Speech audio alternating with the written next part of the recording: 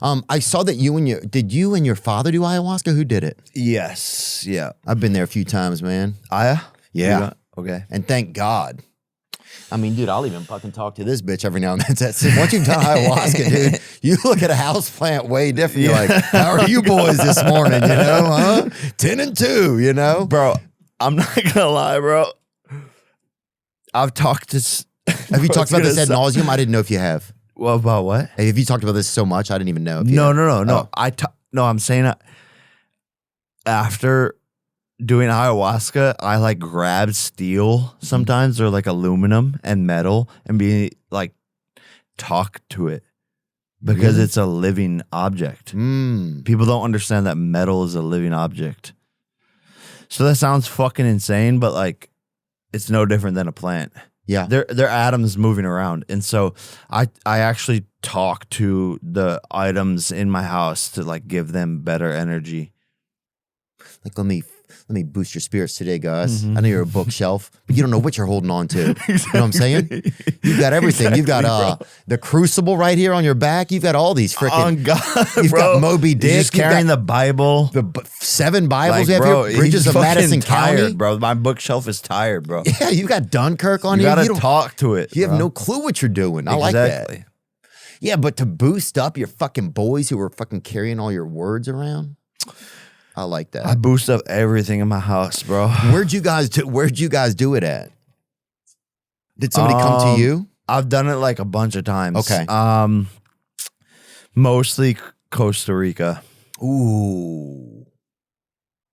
And did your wife go too? Yes. Wow. Oh, yeah, there's the video. And oh yeah, dude, you got the fancy one. I did it right outside of a Popeyes over there off the 101.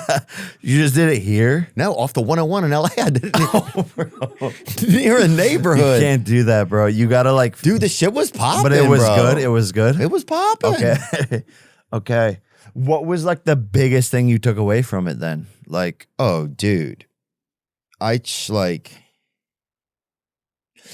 remember. I mean, you went like a deep thing. Yeah. There was a point like I remember this feeling that I had when I was a kid that maybe if I was a girl that my parents would love me more. That so I was like, there was like this weird like just questioning of who I was or something. I remember that was like a crazy thought that I had when I was a kid. I mean, that's like a comparable thing, which goes back to like, then they probably made you feel compared or some weird shit. Like, I don't know how to psychoanalyze all of that. Yeah, no, but it was something. Yeah, I just thought like maybe like they don't see me as I am, so maybe it was just a thought that as a kid. Well, maybe if I was a girl, they would see me. It was just, but that's kind of a crazy thought that a kid would have, and it sucks. Yeah, so That's things hard. like that. And you kind of process those, like, Yeah. you process for like a kid feeling those things. Yep. I think the biggest one for me was self-love. It was like, just like putting the mirror up of like, look at yourself and how come you don't love yourself sometimes. And in a lot of moments I do. But I think that trickles out into a lot of other areas of life where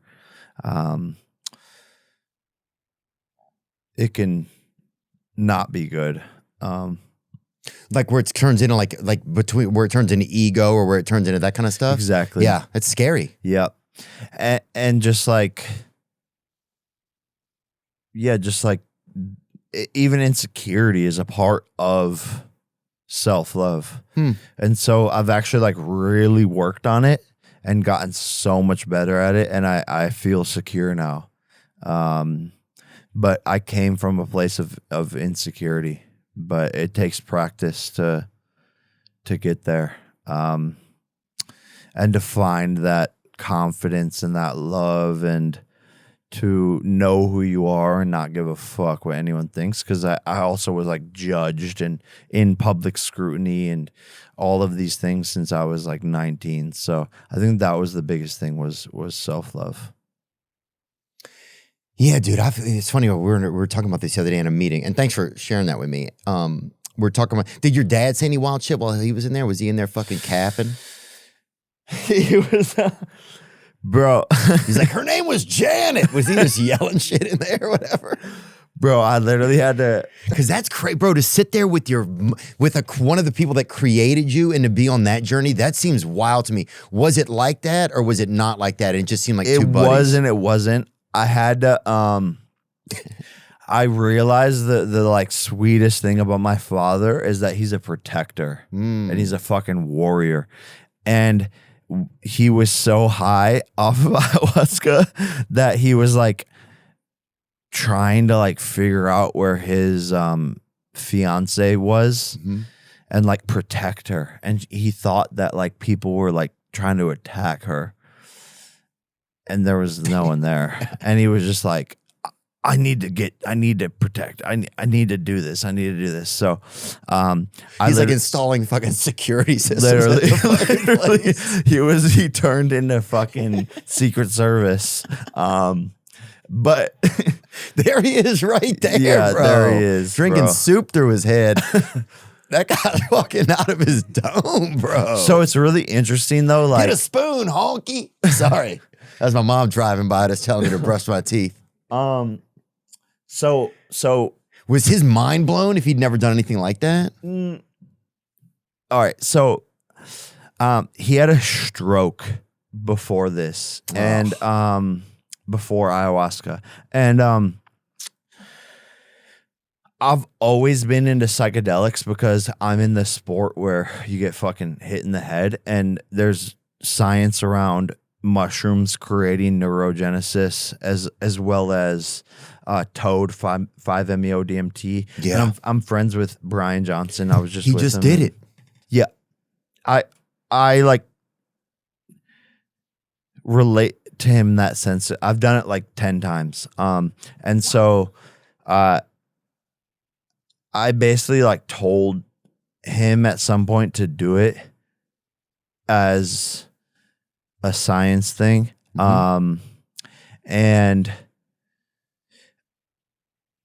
these things are like actual magic in the world, and people don't understand their significance and how profound they are and how much healing can be done. And when you talk to these people from the Sonoran tribe who are like masters in the toad, and that's where they like originated it,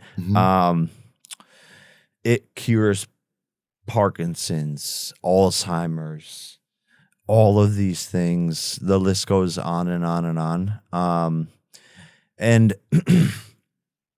it's actually like shielded from there's a reason why it's illegal in the United States because of big pharma, and etc. Big pharma sucks, dude. We can go down that rabbit hole, but there's a law. They're trying to pass a law right now in that they're allowing ibogaine in Tennessee, and they need to pass it. It's something. All these plant medicines need to be approved. 100%. Now, people don't need to be buying them out of a fucking like one of those like skill crane machines or something like that at a Pizza Hut or whatever, you know. But it's fucking wild that you could just go to any local place here 5 minutes away and get fucking double Moscow Mule. Yeah. But you can't do something that's actually good for you. What does that say about our leaders? About pharma, about insurance, all of these things. So, and there's no one's ever fucking done toad or mushrooms and like done something bad. Yeah. But you've seen hundreds of times where the alcoholic is shooting up a place and killing people and beating his wife. So like, what the fuck are we doing as a society? It's ass backwards. It's sad. And I agree. I mean, I think it's awesome that you are such a proponent of that, man, because that's a big thing that's going on right now. I think, when is that build? Can you look that up for me? The Helping Open Pathways to Effective Treatment Act, HB 2075, is under consideration in the 2025-2026 legislative session. The bill would not legalize Ibogaine for general use. Instead, it would create a state framework for FDA-supervised clinical trials targeting opioid use disorder, co-occurring substance disorders, PTSD, and related brain injury conditions, funded via a public-private matching grant structure. I'm a proponent of that. Are you? 1,000%. Amen. There, you heard that. Let's fucking vote. Let's fucking vote. Vote for Toad. You know, Dude, that's it, bro. we love frogs and toads. Did your relationship with your dad change after it or no? Or was it just kind of another? Okay, so there's like a really interesting thing that happened to him. Mhm. When you know the like ayahuasca experts, they've like seen everything. Mm-hmm. And my dad had a stroke, and you could viscerally see a difference in how he talked and acted. He like wasn't there. It was like lights on, no one's home, like 60%, not full on, but it was sad. And I was like, yo, like talk to a bunch of people, blah, blah, blah. Let's do ayahuasca. So, he basically did it, and what the shamans were saying was and what they could feel. They're experts at this shit, by the way, and it's not bullshit. They don't give a fuck, bro. Like, they live in the middle of the fucking jungle in fucking Peru. They were just like, I could tell his spirit was cut, and during this experience, his spirit came back to him. And Hell yeah.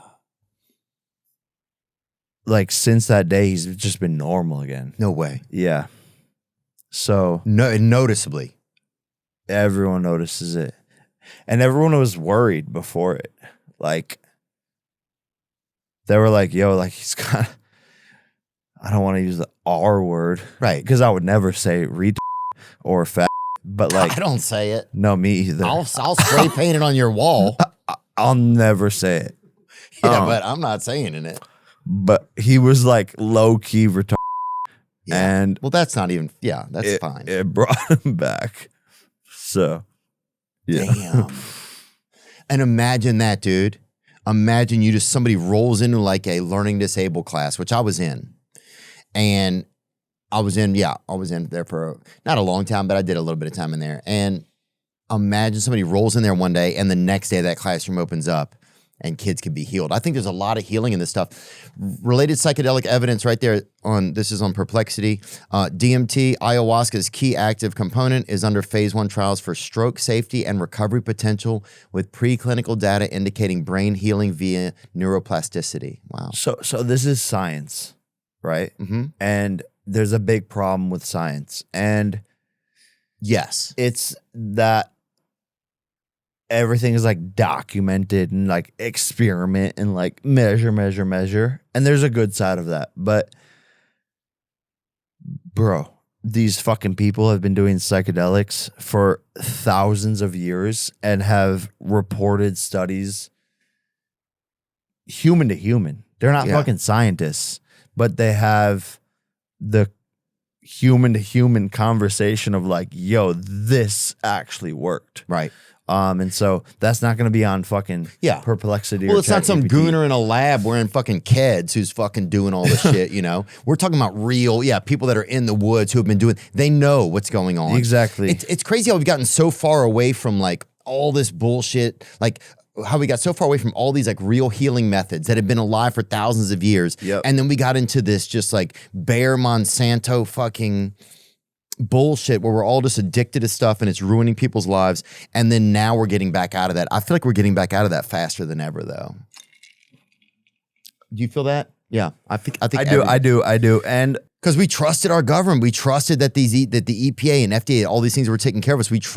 But now it's like, fuck, they're making us sick. There's a healthcare that doesn't want to take care of it. It's like, it's been a road. yes. And like, the best thing is that social media removed the barriers for information, knowledge, and anyone can say whatever they want. And